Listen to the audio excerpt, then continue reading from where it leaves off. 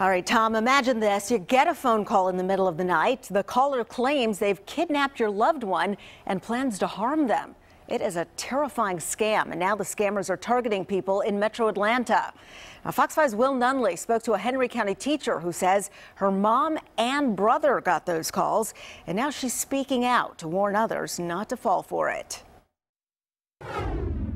Yeah, these scammers called her mother and her brother in the middle of the night, screaming, making demands. But fortunately, thanks to awareness from news stories just like this one, they didn't give in. But he said the first thing he heard when he answered the phone was a woman crying and screaming. So he thought it was me. And then the guy was like, "We have your sister, we have her."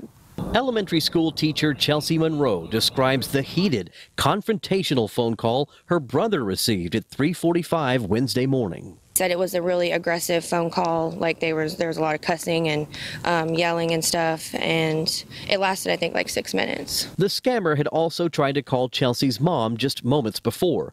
Chelsea says the call appeared as though it was coming from her phone, but it was a spoof. Luckily, she says her brother didn't give in right away. The guy kind of got agitated with him and didn't want to speak to him anymore because he ended up hanging up the phone.